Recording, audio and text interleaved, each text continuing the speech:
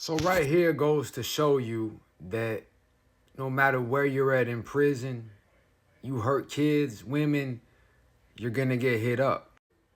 You have a guy named Watson who's doing a life sentence for a murder. He's been locked up since 2008. Finally gets his custody down at Corcoran and gets into some type of honor dorm drug, abuse type of program. And once he gets there, he realizes it's all sex offenders, rapists, chomos, pedophiles. Now, a lot of times in prison, dudes with a long time or short time will play the role just to get there, because you have so many dudes that will allow chomos and predators to just live because they don't want to do any hard time.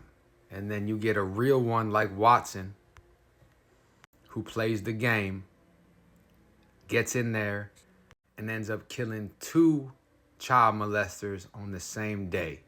So Jonathan Watson, a California state prisoner serving life, is at the California Substance Abuse Treat Facility in the state prison in Corcoran. David Bobb and Graham Lewis Conti were both serving life sentences for aggravated sexual assault on minors.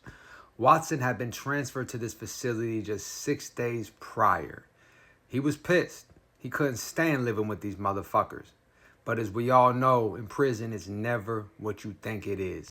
As he looked around, he was in there to handle business, but he didn't realize it was this bad. First victim he sees is Bob, who's also doing a life sentence for molesting a child.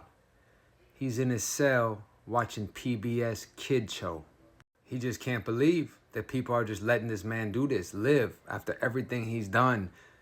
So he talks to an inmate, and one inmate says, yeah, we just try to just look past it. And he's like, look past it, motherfucker. I got a life sentence, and there's a sex offender up there that hurt little kids, and you guys are looking past it to have a little honor dorm privilege. He grabs the man's cane, walks up to the chomo, beats him to death with the cane. Then Watson says to himself, you know what? There's another motherfucker I want to see. He walks down the tier to the cell of Dad Lewis Conti, who is also doing life for molesting, sexually assaulting a little kid. He walks into his cell and beats him to death, hits 2 home runs. He was batting 1,000. Then immediately drops the cane, walks up to the CO, says, hey, get me out of here and put me back on a regular prison. They find the 2 dead sex offenders beaten to death with a walking cane. They immediately transferred him to a high custody facility where he's known as Babe Ruth. He batting 1,000.